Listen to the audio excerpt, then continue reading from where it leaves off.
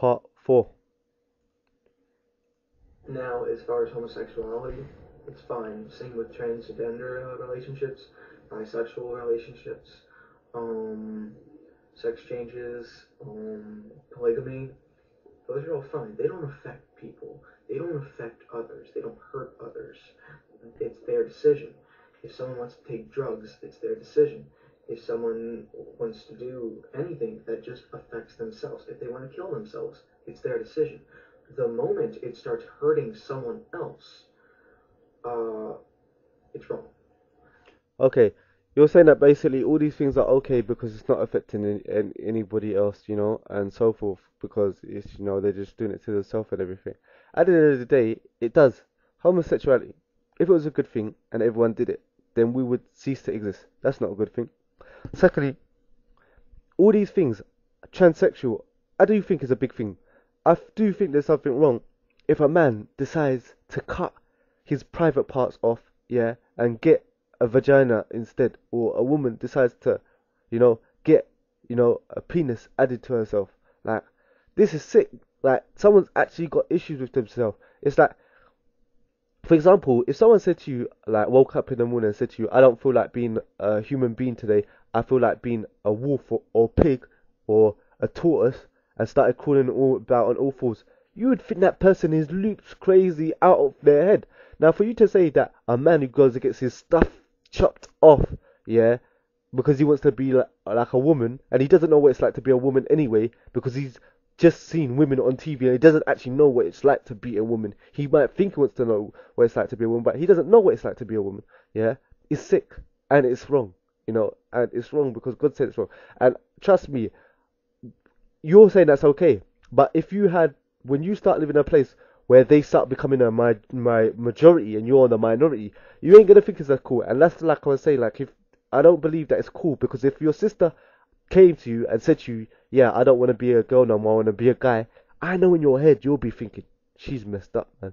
Like, if she said to you, yeah, do you know what, I'm going to tell you something, I'm not attracted to boys, I like sleeping with girls instead. I know in your head you'll be thinking, this girl's like, uh, she's got issues. Now, you might not admit it to me, but, I say, this is what I believe, you know what I'm saying? Because at the end of the thing, when I see, like, for example, you might not like this, but I'll be honest with you, when I see two guys holding hands, my body naturally I feel sick when I see it. Now, you might say, and I never chose this. I never chose this. This is how I feel. This is how I'm made. This was before I was a Muslim. Yeah. I used to think like it used to make me sick when I see two guys walking down the street holding hands. Now, I never asked for that, for me to feel that way. I never asked for my DNA to be that way. That's how I am, how I was made. So, at the end of the day, I don't believe, uh, or accept, that. Now, you can say that you do and blah blah blah, but I disagree with you. Now, of course, then there would be two fields of that: purposeful, which is downright immoral, and then accidental, which is just you not being responsible, which is downright immoral, and then accidental, which is just you not being responsible. But look, what my point to you is that even if someone chooses to sell drugs and harm people, that's what I'm trying to say. If a drug dealer is an atheist and he believes he's here on this earth just to live his life wants to how he wants to, and he decides that I want to get rich by selling drugs, you believe that you believe that everyone's free to choose their way, so he should be free to choose to sell drugs. Because once you say no, you can't sell drugs because it's harming, you're giving him orders to follow. Just like the Quran gives orders, just like the Bible gives orders, just like the was it Guru Granth or whatever, they're all giving orders. So what I'm trying to say, once you say no, you can't rape, you can't rob, you're just doing the same as the Quran, but the only difference is you're a human being with limited knowledge that's giving orders. So what I'm basically trying to say to you is that once you say atheist shouldn't do this or atheist should do that, you're playing God because now you're trying to tell another atheist who should have the freedom of choice to live how his life how he wants to, what he should do and what he shouldn't do. And there's no difference between that and the Quran, except that the Quran is coming from Al Hakim, the Most Wise. Which is also wrong, but obviously not as bad.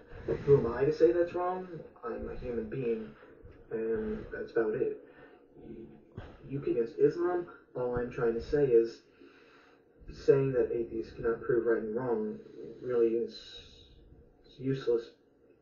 Yeah, you might think it's useless, but it's a fact. You believe as atheists that everyone chooses their own way.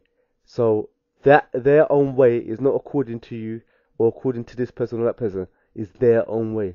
So you choose to work, you choose to be a good person, you choose to be nice. That's nice for you, that's beautiful. But if an atheist chooses to rape, rob, steal, do all these things, you can't even feel it's wrong because he chose his right way, just his own way, just like you. And you choose your own way as well. So at the end of the day, you know what I'm saying? You can't prove it's wrong objectively, universally,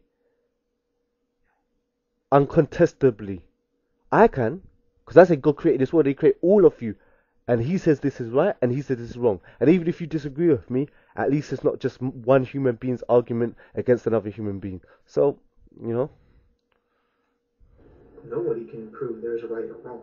You can't prove it. It's concept. It's belief. bruv, I can prove there's a right or wrong, bruv. To myself, you know what I'm saying, and to others, bruv. You know, whether you accept it or not is irrelevant. There have been thousands of societies and civilizations down throughout history that have believed different concepts of morality, different codes, followed different systems, and they saw it as right until a Yep, like the Germans. Yep, like the racists in America and all over. certain time when either the civilization fell or there was a revolution, and then things changed. But no matter what, Yeah, things but things changed while things didn't change. People were hurt and people believed it was right. That's what the point I'm trying to say. People in if you define your right and wrong by society, you could be wrong and be commended and congratulated on doing evil. change. In 1,000 years, assuming we'll still be here, people will look back at these civilizations, these systems of morality right now, and they will think differently than these. Yeah, in America and England, there's going to be a lot of people committing incest, and what's going to happen is that people are going to think it's a-okay. Why? Because they're two consenting adults and they're not harming anybody. That's what's going to happen. And all the countries that are following England and America are going to do the exact same thing. Just like homosexuality has lost its shock value. But that doesn't change it with being wrong with God.